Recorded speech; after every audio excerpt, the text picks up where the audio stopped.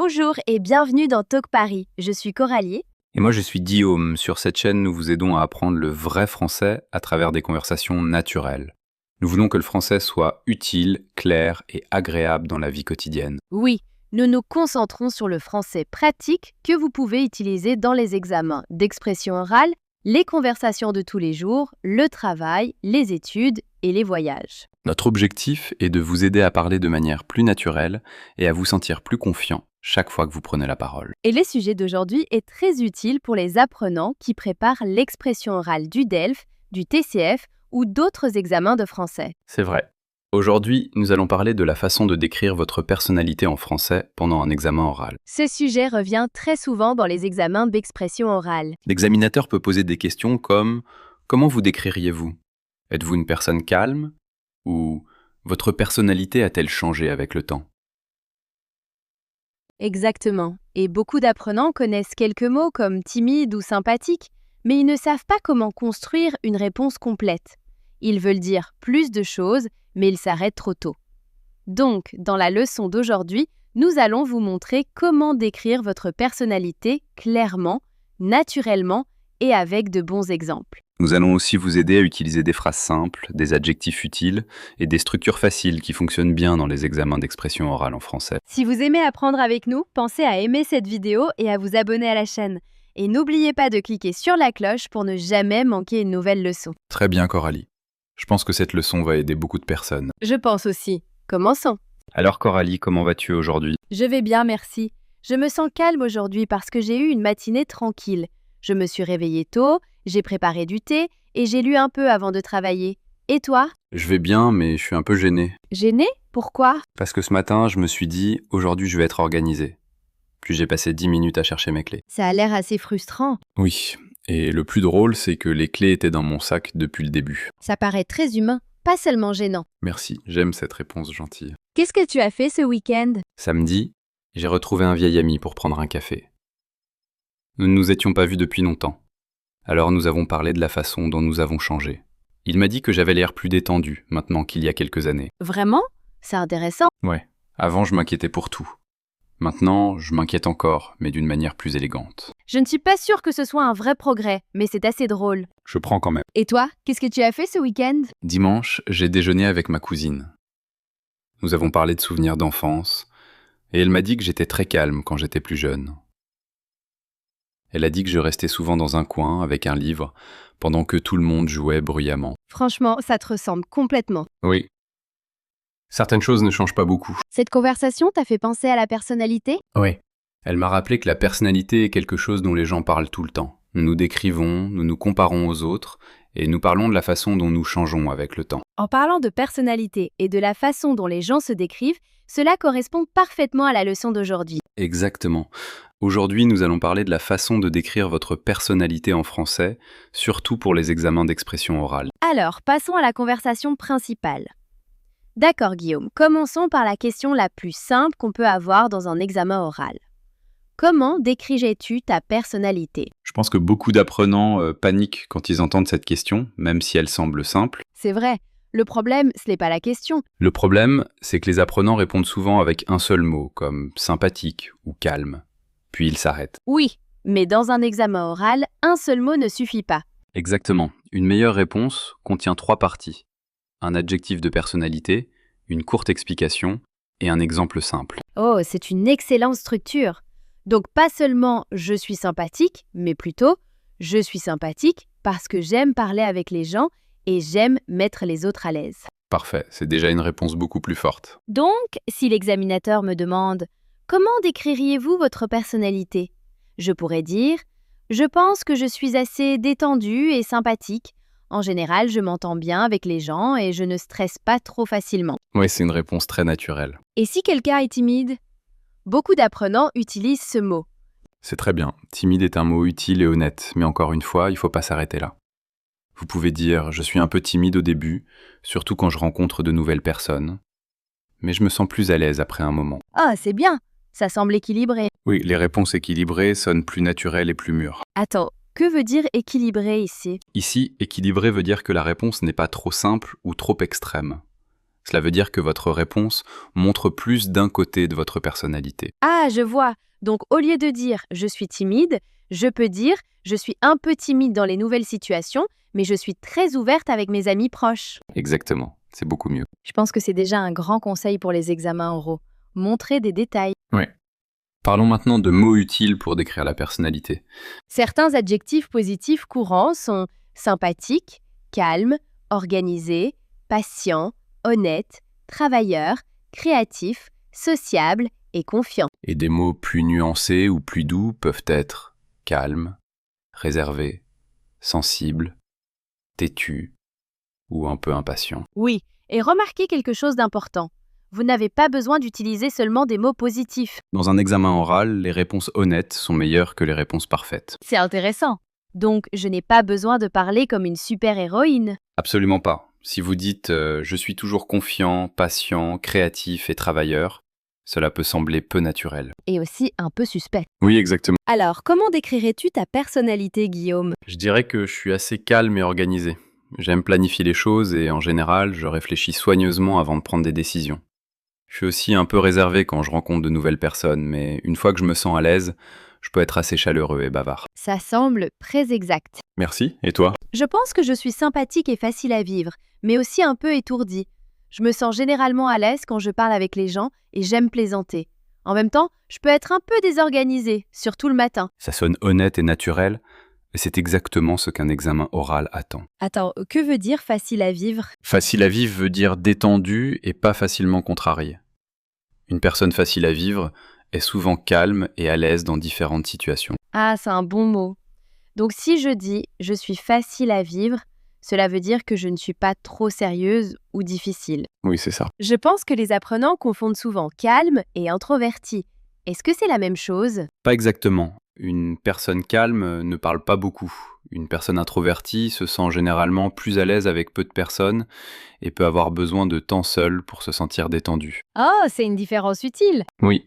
Dans un examen oral, vous pouvez dire « je suis assez introverti, donc j'aime passer du temps seul » ou « je suis calme dans les grands groupes, mais je parle davantage avec mes amis proches ». C'est vraiment utile, parce que beaucoup de personnes ne sont pas pareilles dans toutes les situations. Exactement, la personnalité n'est pas un seul mot simple. Et si l'examinateur demande « êtes-vous semblable à vos amis ?» Comment les apprenants devraient-ils répondre? Ils peuvent commencer par une réponse générale, puis comparer, par exemple. D'une certaine manière, oui. Mes amis proches et moi sommes tous assez sympathiques et ouverts d'esprit. Cependant, je pense que je suis plus organisé que la plupart d'entre eux. Oh, c'est très bien. Tu es d'accord un peu, puis tu ajoutes une différence. Ouais, la comparaison rend la réponse plus intéressante. Donc je pourrais dire « je ressemble à mes amis parce que nous aimons tous parler et rire ensemble, mais je pense que je suis un peu plus détendu, tandis que certains d'entre eux sont plus sérieux. » Parfait. C'est exactement le genre de réponse qu'un examen oral apprécie. Parlons d'une autre question courante. Ta personnalité a-t-elle changé depuis ton enfance? C'est une question très fréquente. Ici, les apprenants doivent comparer le passé et le présent. Par exemple, oui, je pense qu'elle a beaucoup changé. Quand j'étais plus jeune, j'étais beaucoup plus timide et plus calme. Maintenant, je suis plus confiant et plus à l'aise pour exprimer mes opinions. C'est une réponse forte parce qu'elle contient à la fois le temps et le contraste. Oui, vous pouvez aussi dire « dans le passé »,« quand j'étais enfant »,« ces jours-ci » ou « en grandissant ». Très bien, donc pour moi, je pourrais dire « quand j'étais enfant, j'étais assez sensible et facilement gênée. Maintenant, je suis toujours sensible, mais je suis beaucoup plus détendue et je m'inquiète moins de ce que les gens pensent. » C'est une excellente réponse. Vraiment? Oui, elle est personnelle, honnête et très facile à suivre. Que veut dire sensible exactement? Sensible peut vouloir dire que vous ressentez les choses fortement. Par exemple, vous pouvez être facilement blessé par les critiques, ou vous pouvez remarquer très vite les sentiments des autres. Donc cela peut être positif ou négatif selon le contexte. Exactement. C'est bon à savoir. Certains mots de personnalité ne sont pas simplement bons ou mauvais. Oui, et cela les rend utiles pour les examens oraux. Une autre question pourrait être « quel genre de personnalité aimez-vous chez les autres ?» Oui, c'est courant aussi. Les apprenants peuvent alors dire « j'aime les personnes qui sont honnêtes et gentilles » ou « je m'entends généralement bien avec les personnes qui sont ouvertes d'esprit et qui ont le sens de l'humour ». J'adore l'expression « avoir le sens de l'humour ». C'est tellement naturel. Oui, Et vous pouvez aussi l'expliquer. Par exemple, j'aime passer du temps avec les personnes qui ont le sens de l'humour parce qu'elles rendent les conversations plus détendues et plus agréables. Très bien. Donc, je pourrais dire « J'aime les personnes qui sont gentilles, drôles et faciles à aborder. Je pense que la vie est plus facile quand les gens sont chaleureux et sympathiques. » Parfait, ça sonne très naturel. Et si l'examinateur demande « Pensez-vous que la personnalité est plus importante que l'apparence ?» C'est plus abstrait. Alors les apprenants doivent donner une opinion et la soutenir. Par exemple, oui, je le pense, je crois que la personnalité est beaucoup plus importante parce que l'apparence donne seulement la première impression, mais la personnalité influence la façon dont les gens traitent les autres et construisent des relations. Oh, c'est une très bonne réponse. Merci.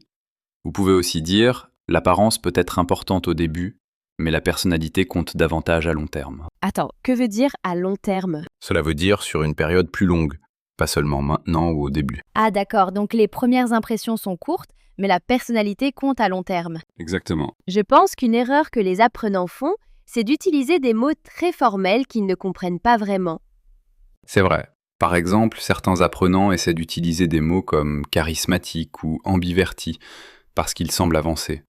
Mais s'ils ne peuvent pas les expliquer naturellement, il vaut mieux utiliser des mots plus simples comme sympathique, confiant ou calme. Donc, simple et clair, c'est mieux que sophistiqué et confus. Toujours, parlons du mot confiant. Beaucoup de personnes veulent utiliser ce mot dans les examens oraux. Oui, et c'est un bon mot, mais les apprenants doivent être prudents. Confiant veut dire que vous croyez en vous et que vous vous sentez à l'aise en faisant quelque chose.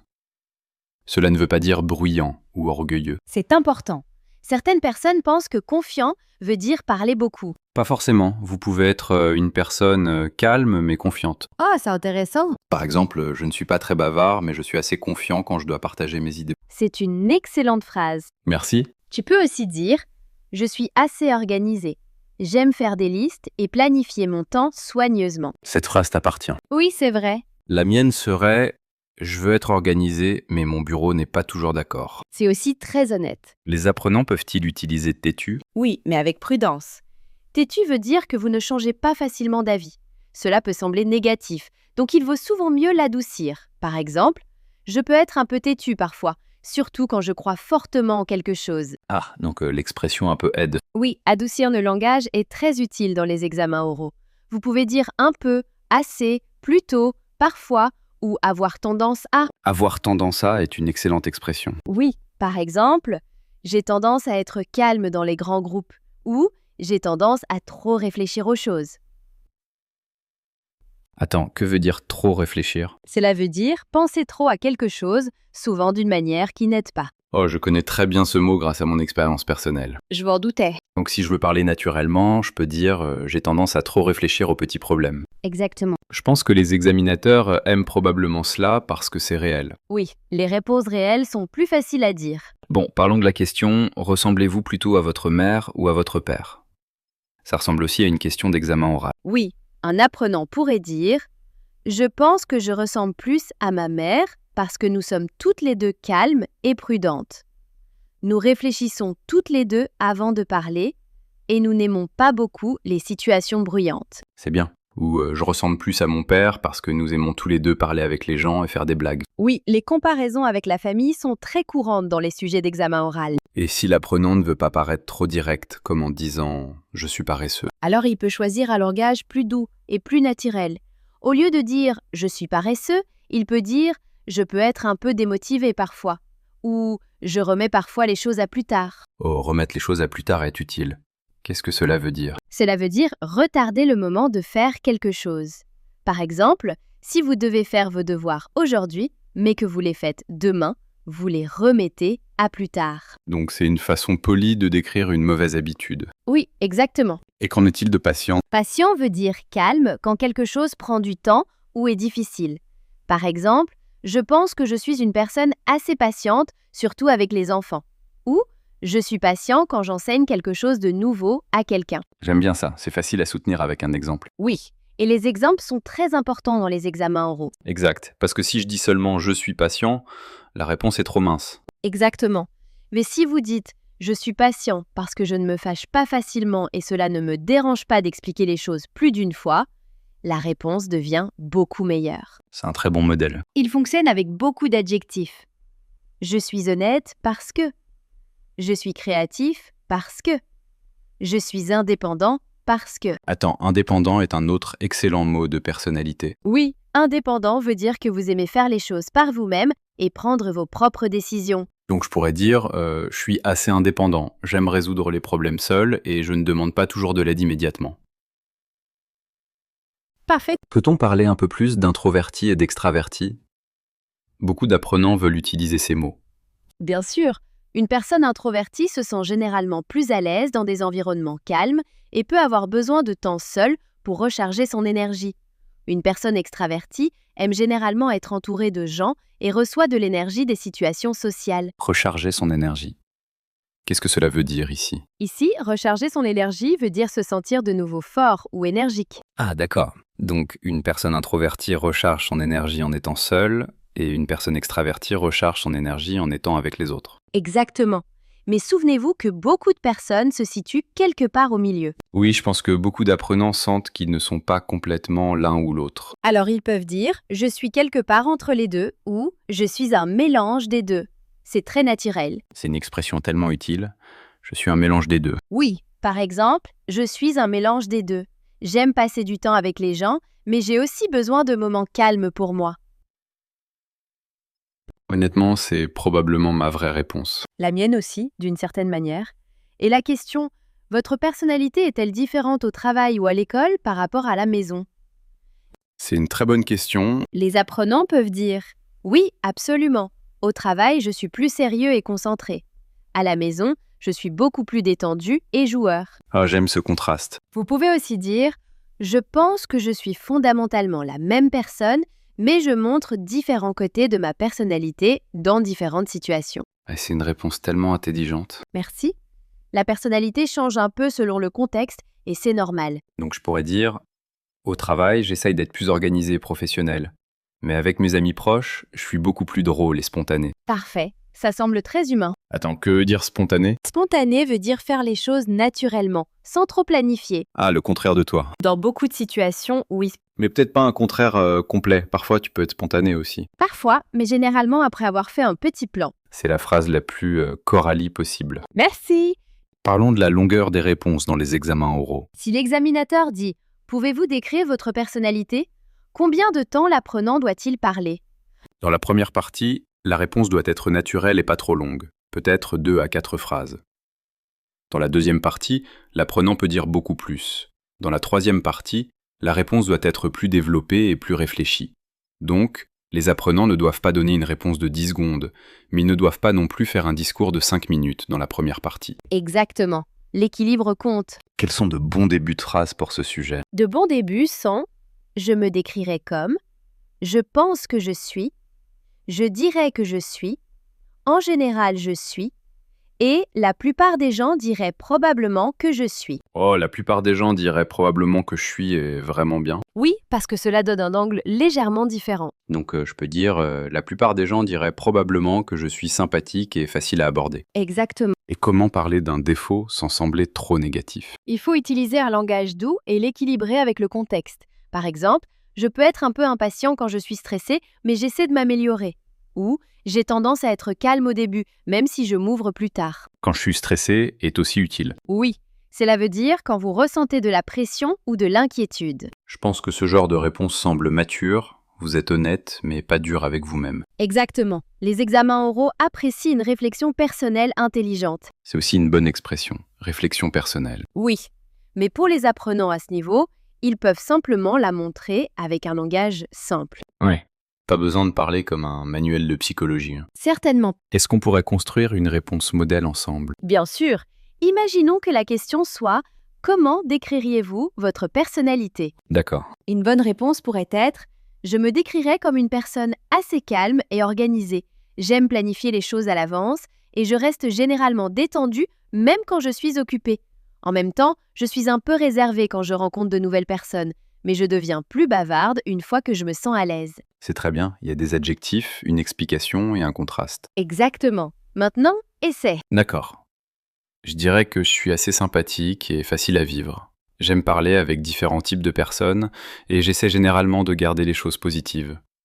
Cependant, je peux être un peu étourdi et désorganisé parfois, surtout quand j'ai trop de choses à faire. Excellent. C'est naturel, équilibré et très adapté à un examen oral. Je pense que l'expression adaptée à un examen oral me rend heureux. Tant mieux. Très bien. Une dernière question. Si un apprenant ne retient que 5 éléments clés pour ce sujet, sur quoi doit-il se concentrer? Je dirais un adjectif, une raison, un exemple, un contraste et un mot pour adoucir. Oh, c'est intelligent.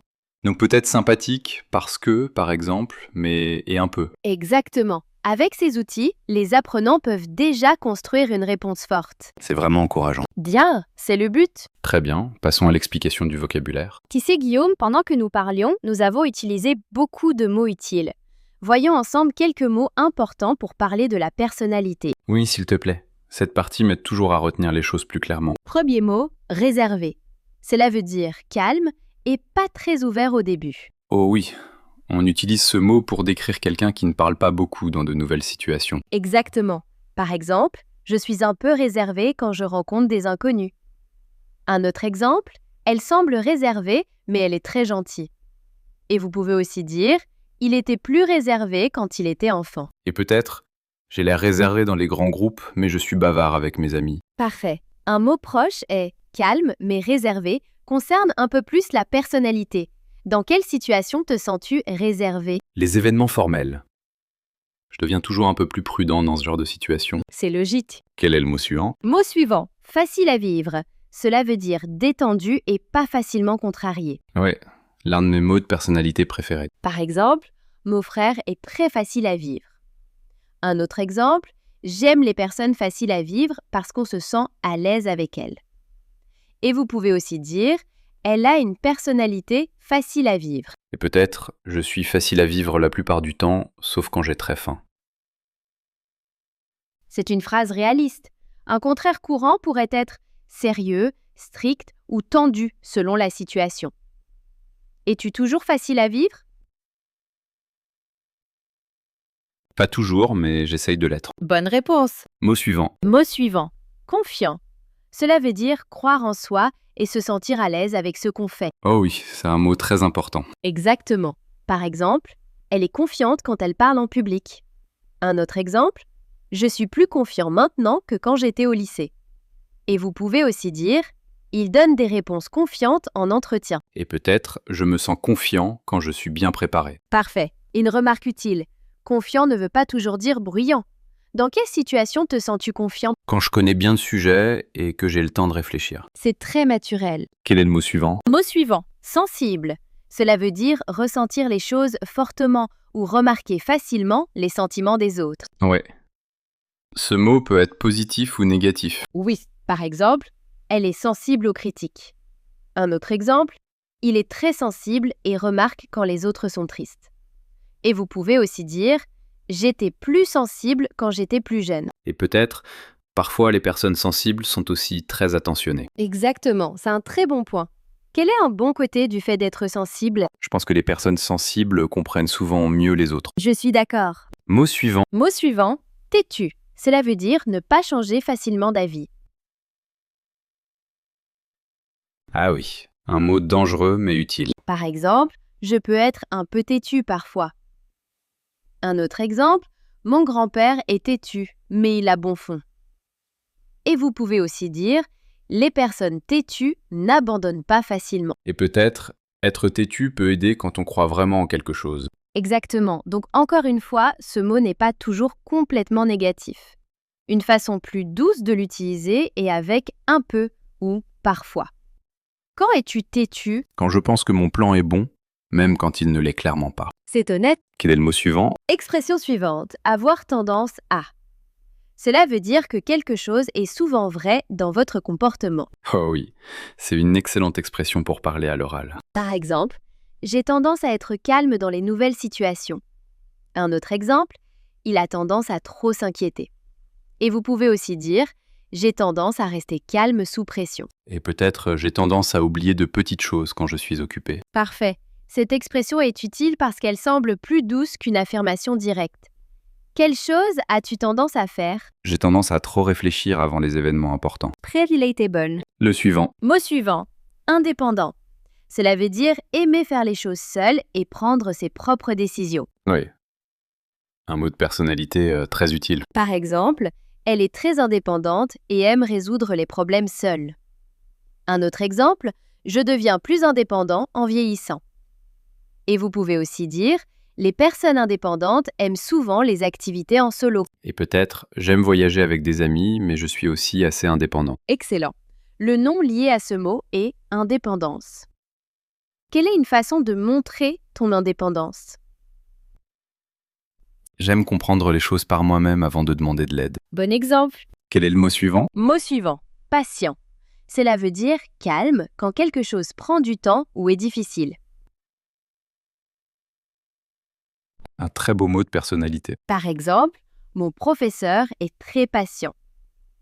Un autre exemple, je suis patient avec les enfants. Et vous pouvez aussi dire, il n'est pas très patient quand la technologie ne fonctionne plus. Et peut-être, j'essaye de devenir plus patient dans la vie quotidienne. Parfait. Le contraire est impatient. Es-tu une personne patiente? Avec les gens, oui. Avec une connexion Internet lente, non. Ça semble exact. Mot suivant. Mot suivant. Spontané. Cela veut dire faire les choses naturellement, sans trop planifier. Plus ou moins, ouais. Par exemple, mon ami est très spontané et adore les plans de dernière minute. Un autre exemple, je ne suis pas très spontané parce que j'aime me préparer à l'avance. Et vous pouvez aussi dire, les personnes spontanées peuvent être amusantes en voyage. Et peut-être, je veux être plus spontané parfois. C'est une excellente phrase. Quelle activité spontanée aimes-tu? Me promener sans plan, surtout le soir. Ça a l'air charmant. Encore une expression. Oui, Dernière expression, remettre les choses à plus tard. Cela veut dire retarder le moment de faire quelque chose. oh oui, c'est trop réel. Par exemple, je remets parfois les choses à plus tard quand je suis fatiguée. Un autre exemple, si je remets les choses à plus tard trop longtemps, je me sens stressée ensuite. Et vous pouvez aussi dire, elle ne remet pas les choses à plus tard, elle fait tout tôt. Et peut-être, j'essaie de ne pas remettre les choses à plus tard, mais parfois je le fais. Parfait. Un mot plus formel est procrastiner, mais remettre les choses à plus tard est plus facile et plus naturel pour ce niveau. Pourquoi les gens remettent-ils les choses à plus tard? Généralement parce que la tâche est ennuyeuse ou parce qu'ils se sentent dépassés. C'est très vrai. Peux-tu nous résumer tous les mots? Bien sûr, réservé veut dire calme et pas très ouvert au début. Facile à vivre veut dire détendu et calme. Confiant veut dire croire en soi. Sensible veut dire ressentir les choses fortement ou remarquer facilement les sentiments des autres. Têtu veut dire ne pas changer facilement d'avis. Avoir tendance à veut dire que quelque chose est souvent vrai chez vous. Indépendant veut dire aimer faire les choses par soi-même. Patient veut dire calme quand quelque chose prend du temps. Spontané veut dire naturel et pas trop planifié. Et remettre les choses à plus tard veut dire retarder le moment de faire quelque chose. C'est une liste tellement utile. Ce sont tous de très bons mots pour les examens d'expression orale. Et pour la vraie vie aussi. D'accord Guillaume, nous avons beaucoup parlé de la personnalité. Ouais, c'est vrai. J'ai l'impression que nous venons de décrire nous-mêmes, notre enfance, et la moitié de nos habitudes. C'est vrai, réfléchissons à ce que nous avons appris. Oui, révisons étape par étape. D'abord, nous avons appris à répondre aux questions de base sur la personnalité dans un examen oral. Nous avons utilisé des expressions comme « je me décrirais comme »,« je pense que je suis » et « je dirais que je suis ». Ensuite, nous avons parlé de la façon de rendre la réponse plus forte. Nous avons ajouté une raison et un exemple simple comme « je suis assez calme parce que » ou « je suis sympathique » par exemple. Après cela, nous avons appris à donner des réponses équilibrées. Nous avons utilisé des expressions de contraste comme « mais »,« cependant » et « en même temps » pour montrer plus d'un côté d'une personnalité. Ensuite, nous avons discuté d'adjectifs courants pour parler de la personnalité dans les examens oraux, comme réservé, facile à vivre, confiant, sensible, patient et indépendant. Après cela, nous avons parlé de questions courantes d'examen oral comme « Votre personnalité a-t-elle changé ? Quel genre de personne aimez-vous ? Et êtes-vous différent à la maison et au travail ? » Et enfin, nous avons parlé de la façon de parler naturellement. Nous avons appris à utiliser un langage doux comme un peu, assez, avoir tendance à et parfois, au lieu de faire des affirmations très fortes. Exactement. Donc la bonne nouvelle, c'est que ce sujet n'est pas difficile si vous gardez votre réponse simple, honnête et bien organisée. Oui, vous n'avez pas besoin de mots très sophistiqués. Vous avez simplement besoin du bon adjectif, d'une raison et peut-être d'un petit exemple. Et souvenez-vous, les réponses sur la personnalité sont généralement meilleures quand elles semblent réelles, pas parfaites. Exact, les examens oraux veulent une communication naturelle, pas un personnage de film. Très vrai. Maintenant, nous voulons vous entendre. C'est notre partie préférée. Notre question du jour est: quel trait de personnalité vous décrit le mieux et pourquoi? Je vais répondre en premier. Je pense que le trait qui me décrit le mieux est facile à vivre, parce que j'essaie généralement de rester détendue et de ne pas réagir trop fortement aux petits problèmes. C'est une très bonne réponse. Pour moi, je pense que le trait qui me décrit le mieux est organisé, parce que j'aime vraiment la planification, la structure et les routines calmes. Tu vois, nous avons des réponses différentes, et ce n'est pas un problème. Exactement, certaines personnes sont confiantes, certaines sont calmes, certaines sont sympathiques, créatives, patientes ou indépendantes. Donc, chers spectateurs, nous voulons en savoir plus sur vous. Dites-le nous dans les commentaires. Écrivez « Le trait de personnalité qui me décrit le mieux est blanc parce que blanc ». Ou vous pouvez écrire: je pense que je suis assez blanc, mais je peux aussi être blanc. Ou encore celle-ci: quand j'étais plus jeune, j'étais blanc, mais maintenant, je suis blanc. Ces modèles simples de commentaires peuvent vous aider à pratiquer l'écriture en français tout de suite. Oui, et vos réponses nous aident à créer de meilleures vidéos et vous aident à pratiquer l'écriture. Alors, partagez votre réponse avec nous. Nous aimons vraiment lire vos commentaires. Merci beaucoup d'avoir passé ce moment avec nous aujourd'hui. Nous espérons que cette leçon vous aide à parler de votre personnalité plus clairement dans les examens d'expression orale en français. Si vous avez aimé cette vidéo, mettez un gros pouce bleu. Et cliquez sur le bouton d'abonnement et sur la petite cloche. Comme ça, vous n'oublierez pas de nous rejoindre pour notre prochaine leçon. Vous êtes tous d'excellents étudiants et nous sommes très heureux d'apprendre avec vous. Continuez à pratiquer. Souvenez-vous, les meilleures réponses dans les examens oraux sont souvent simples, honnêtes et faciles à suivre. Oui, utilisez des mots réels, donnez des raisons claires et faites confiance à votre propre voix. Vous faites un travail formidable. Passez une merveilleuse journée, soirée ou nuit, où que vous soyez. Prenez soin de vous, continuez à apprendre et continuez à parler français. Au revoir.